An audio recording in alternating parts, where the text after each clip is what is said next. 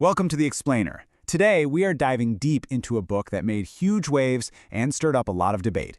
We're talking about Steve Harvey's Act Like a Lady, Think Like a Man. Right out of the gate, Harvey hits you with this whopper of a quote. Too many women are clueless about men. Wow. I mean, that's the entire foundation of his book, right? He's basically saying, ladies, you need a playbook for relationships. Because, in his view, men have been running the same plays for years, and women just don't see them coming. All right, so here's how we're going to break this down. First, we'll look at the playbook itself. Then we'll get into what he calls a man's basic DNA. After that, we'll talk about the 3 Ps of love, what he says men really need. And finally, we'll get to his whole keeper versus sportsfish idea. Okay, first up, the whole idea of a playbook. Harvey sets the scene by framing relationships as a kind of game. And in this game, he says men have a huge advantage. Why? Simple, they have a playbook. And women, well, they don't. So where does relationship advice usually come from for women? You know, other women, right? Friends, moms, magazines. And Harvey says that's exactly the problem. He argues that this advice is totally ineffective because it's like trying to learn how a car works by only talking to other passengers. You need to talk to the mechanic, in this case, a man, to understand the engine. And that's where his book comes in. He presents it as the secret playbook. You know, the insider's guide. The goal is to help women understand the game plan, see the moves coming before they happen, and basically build a defense and offense that's, in his words, unstoppable. All right, so if relationships are a game, you got to understand your opponent. Let's dig into what Harvey calls a man's basic DNA. What is it that truly, fundamentally drives a man? He boils it down to these 3 things. Seriously, he says every man is driven by this. First, who he is, that's his title, his identity. Second, what he does, his job, his purpose. And third, how much he makes, the reward for his work. For Harvey, this is like the operating system for men. Everything gets filtered through this, and until a man feels he's on the right track here, you just can't feel whole. And this quote just nails his point, doesn't it? Until a man has achieved his goal in those 3 areas, he will be too busy to focus on you. It's pretty blunt. Basically, if he's still struggling to figure out his identity, his job, and his income, his focus is going to be there, not on building a serious relationship. Okay, so if a man is so wrapped up in his mission, his job, his money, how in the world does he even show love? Well, according to Harvey, it's probably not in the way you think. Yeah, Harvey is adamant that a man's love and a woman's love are just different languages. He simplifies it into what he calls the 3 Ps. And the key thing here is that they are all action-oriented. It's not about flowery words. It's about what a man does. So what are they?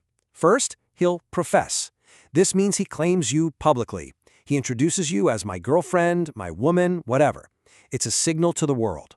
Second, he'll provide. This is huge for him. It's about making sure you're taken care of, whether with money or just pure effort. And third, he will protect. He'll stand up for you, defend you. For Harvey, these 3 actions, that's it. That's the proof of love. Okay, so we've covered how a man gives love, but what does he need to get? Let's flip the coin and see what the playbook says a man absolutely needs from his partner. And again, he keeps it super simple and very direct. A man needs 3 things. Number 1, support. He needs to feel like his home is his castle and you're his biggest fan. Number 2, loyalty. This is non-negotiable. For a man, love is loyalty. He has to know you've got his back no matter what. And number 3, well, he calls it the cookie. Yep, he says physical intimacy is a core need, a way for men to connect and recharge. And here's the kicker. This quote says it all. He's not saying these are things a man wants. He's saying these are things a man needs, like air and water level needs. He even puts a timeline on it. He's basically warning that if these 3 needs aren't being met at home, a man is absolutely going to find them somewhere else. It's a pretty stark warning.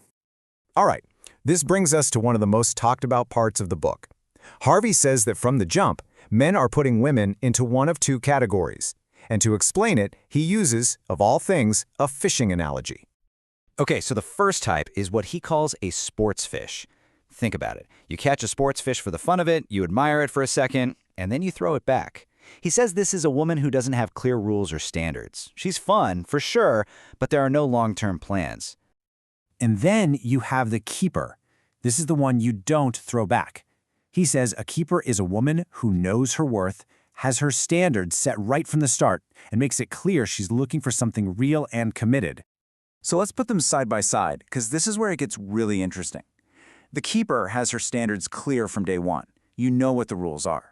But the sports fish, or the throwback, she has no rules, no requirements. And according to Harvey, that's an open invitation for a man to not take her seriously. And he gets super specific about the differences. A keeper commands respect, she makes her requirements clear, she knows her goal is marriage and family. A man is proud to introduce her to anyone. The sports fish, Harvey says she lets disrespect slide, has no real conditions, and will probably never meet his mom. But here's the most important part of this whole idea.